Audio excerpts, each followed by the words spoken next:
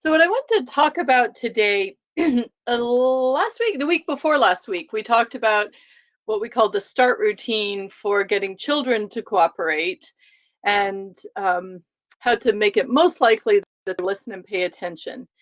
And what we are going to talk about today is something similar to teenagers, but with teenagers, it has less to do with kind of getting them to obey is a thing. But what we talk about emotions and how to deal with them being worked up about something, because often when they're worked up about something, it's because we wouldn't let them do something or we're asking them to do something they don't want to do. There are other situations where they're just genuinely upset about something. But we thought this would be particularly relevant for right now when really we're having to tell our teenagers no a lot, or our children. And really, they are dealing with a lot of emotions themselves and having to cope with some restrictions on their freedom that are different for them. And so what we're going to talk about is how Triple P talks about dealing with teenagers' emotions and then put it together into a routine for dealing it with behavior and how to deal with it if they're too worked up and are trying to kind of get us to let them do something or to not do something they don't want to do. So some of the steps that Triple P talks about for acknowledging emotions, the first thing is to always stay calm. We do not want to rise to the same level. That way lies what we call the escalation trap. So if your teenager is worked up and you go there too, you're both just working each other up, and things really can't improve that way. There's nothing good that can come from both of you getting totally worked up. So the first thing always is to stay calm. And then the second thing is to acknowledge that emotion. So just stop and pay attention. If you can tell that your child or your teenager is upset, if you can just stop. That's the first thing. Stop what you're doing and see if you can pay attention to what's happening. If you can't in that moment, it's okay to tell them that I really want to hear this.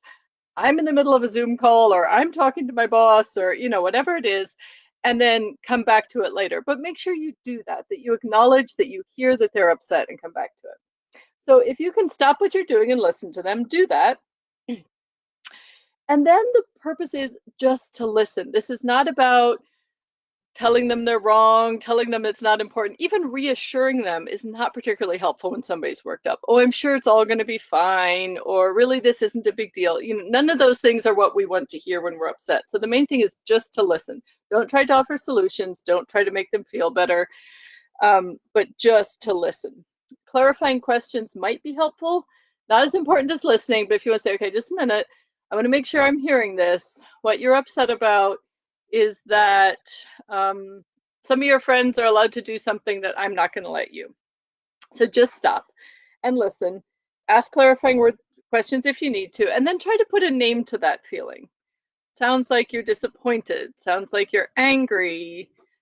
Well, you really must be furious about that. That must be really hard. Something that gives a name to that and helps them, first of all, that they can hear you're listening, but also for themselves. You want them to develop that skill of being able to identify that for themselves.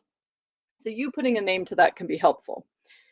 You can tell them that that's normal to feel that way. If you don't really get it, rather than saying, really, that shouldn't be a big deal, just say, you might even just be honest about that. I don't really understand. I can see that's really important to you, even if you don't get it.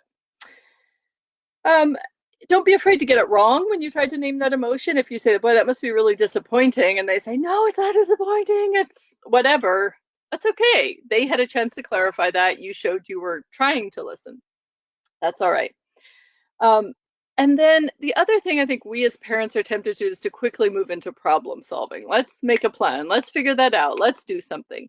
And that's another thing to resist the urge to do. Now, we're going to talk a little bit about when that might be an appropriate time, but just in general, resist that urge and focus on the listening. Now, there's a big important thing here. There's one word that you may not use when you are acknowledging emotions, and I think we're all tempted to do it.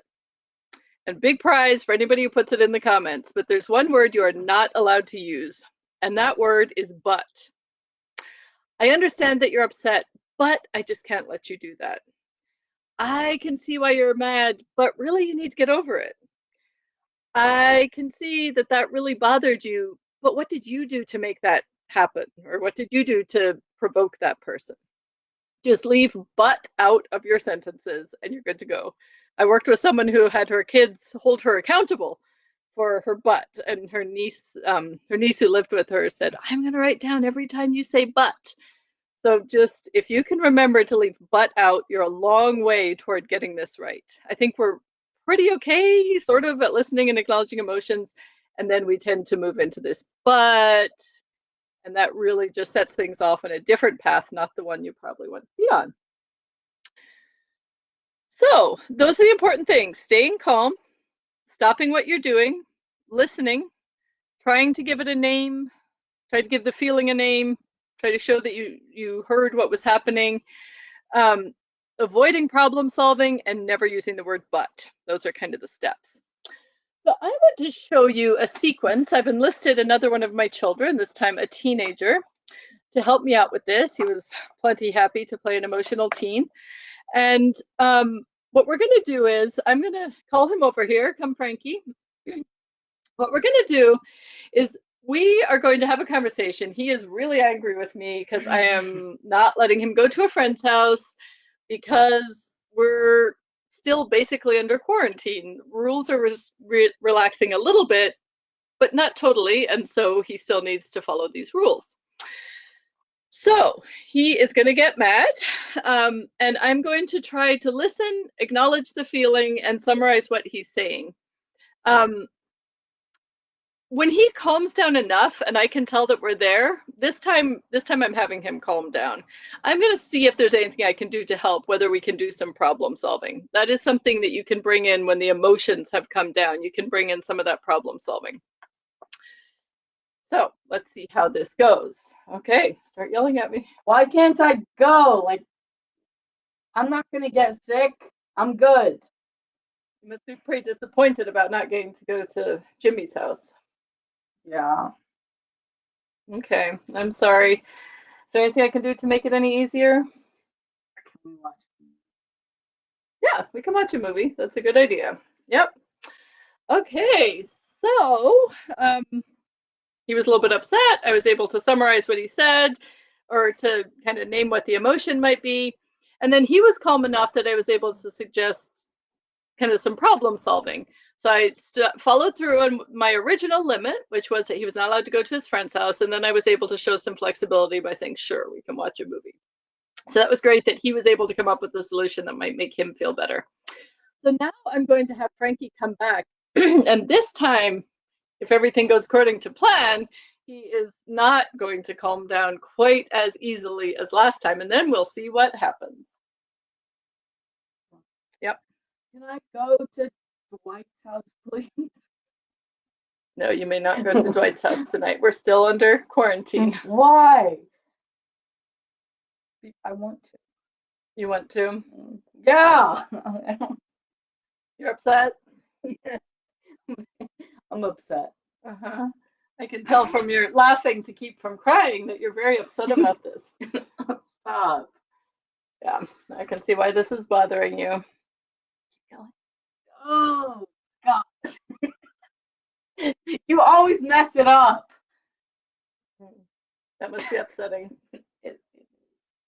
Okay, well, since you're not calming down, I don't think this is a good time to talk about this. So let's go to our rooms for half an hour and then we'll come back and talk about it later.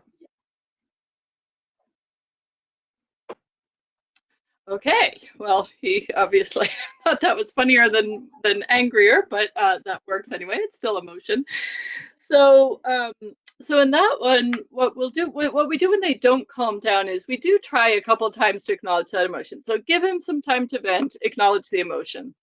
Let him vent again, acknowledge the emotion. And then if things still are not calming down, there is really no point in trying to accomplish anything. So that's where we're going to suggest an extended cooling off period. With a child, you might put them in timeout. With a teenager, we can't do that. Physically, we can't even do that.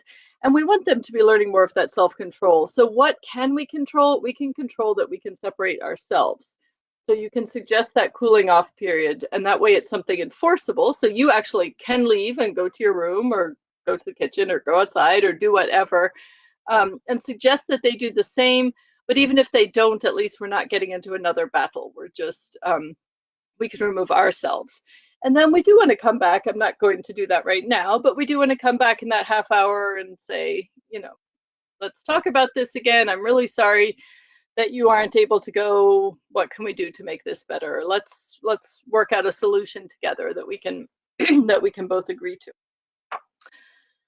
So these are the steps. We call this dealing with emotional behavior.